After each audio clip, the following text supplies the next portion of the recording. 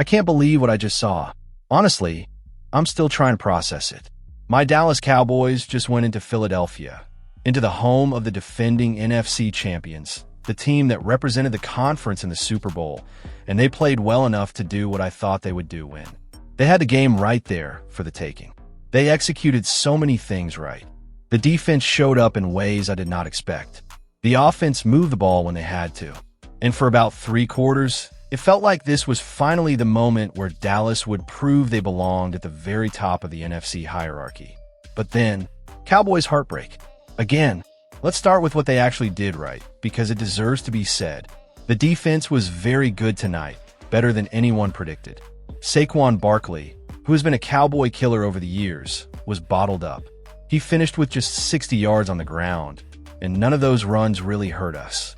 They've been a couple of times, but never broke, and that is a small victory compared to past seasons. Jalen Hurts, the guy who carved up defenses all last year, the MVP runner-up, the dual-threat nightmare, we held him to 152 yards passing. That's it.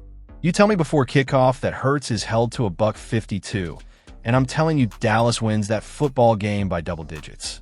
And A.J. Brown, the same A.J. Brown who made secondaries look helpless last year, caught one ball. Just one.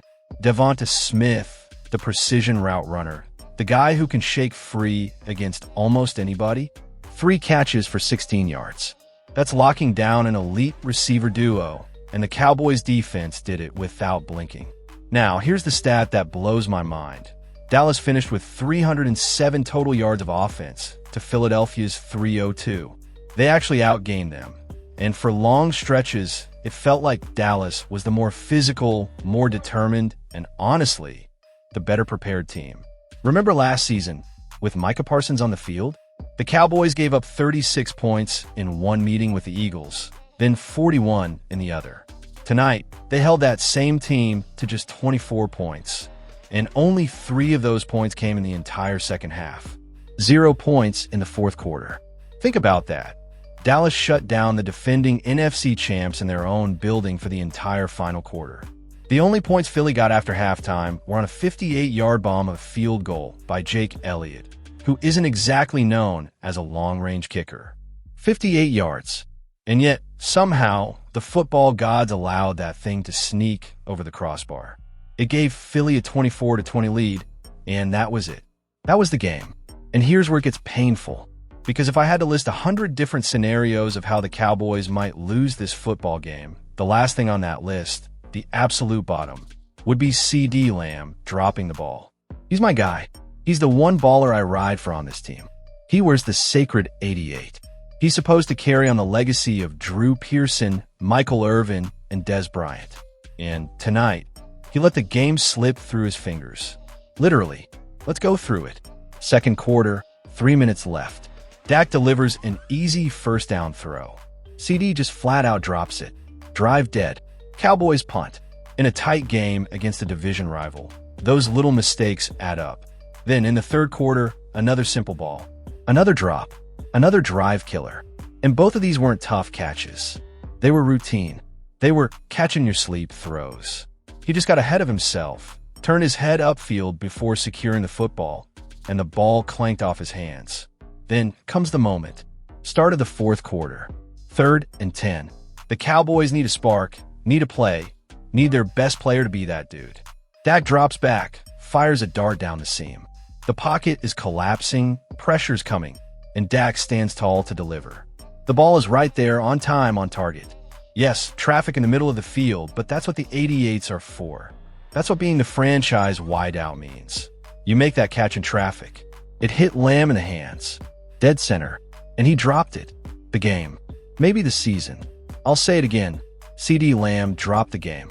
Because momentum is everything in the NFL. Dallas needed this one. Not just in the standings, not just for bragging rights over Philly, but as a launching point for the rest of the season. The Cowboys' upcoming schedule is, by NFL standards, relatively soft. This was the big one they needed to steal. The chance to plant their flag and say, we're not just playoff hopefuls. We're contenders. And they had Philly cold. They had them right where they wanted them. And they let them off the hook. Later in the game, another dagger moment. 3rd and long, Dak goes deep. Ball's just a hair long, maybe 6 inches past the perfect spot. Not egregious, not uncatchable. And Lamb gets both hands to it, fingertips grazing leather. If you're CeeDee Lamb, if you're that guy, you got to make that play. That's for the game. That's for the season. That's for putting Brian Schottenheimer, the new play caller, on the map. Instead, it slips away. Shoddy. That's the word for it. Just another shoddy chapter in Cowboys heartbreak. And it burns even worse because so many other parts of this team actually played winning football. Take Miles Sanders, for instance. He had that huge 50-yard run before the lightning delay. He coughed it up at the end, gift-wrapped turnover. Dallas had a chance to capitalize, to snatch momentum completely. Should have been 3 points minimum, maybe 7. Instead, empty-handed. Sanders deserves a share of blame, but he's not the engine of this team. He's a role player. The Cowboys themselves ran the ball effectively. 119 rushing yards isn't mind-blowing, but against Philly's front, I'll take that all day. Sanders' long run inflated Philly's total to 158 rushing yards. But truth be told, it never felt like Dallas was being bullied on the ground. Not like last year. Not like the games where Micah Parsons was on the field, over-pursuing, freelancing, and getting washed out of run fits. In fact, and I don't say this lightly, I like the Cowboys' defense more tonight without Micah. I just did. Kenny Clark anchored the middle. Neal was outstanding, knifing in against the run, and even showing some juice as a pass rusher. Dante Fowler got home for a sack. OSA Odigizwa flashed. James Houston, who I've been hyping since preseason, proved again he belongs in this league. Sam Williams brought energy off the edge. They had guys flying around, swarming, and they didn't wear down late. That's what impressed me most. After the lightning delay, after all the momentum swings, they kept battling. They kept fighting. But the story of the game, the headline, the lasting memory, will be the drops. 4 in total. And the biggest of them all, from the guy who cannot afford to drop it. From the guy wearing 88. From CeeDee Lamb. And so here I sit, not dreading tomorrow's Arena Gridiron show as much as I thought I would. Because, weirdly enough, there's a lot I liked about tonight. I've already got my opening lined up. I've got a surprise for Gilbert Arenas, who predicted boots to asses for Dallas. Well, tonight, the only boot that mattered was Jake Elliott's 58-yard miracle kick. Let me close with this thought. 2 years ago, Cowboys fans suffered through that nightmare home playoff loss to Green Bay. A humiliation. Down 27-0 at halftime. Micah Parsons no-shows completely. 0 stats, 0 impact. Dak and CeeDee blow up at each other in the first quarter over a miscommunication. McCarthy himself has to calm Lamb down on the sideline. And then CeeDee's mom goes on Instagram and writes, "Dak ain't it." And you know what? At the time, I couldn't disagree. But tonight, for once, I've got to flip the script. Because tonight, Dak played winning football.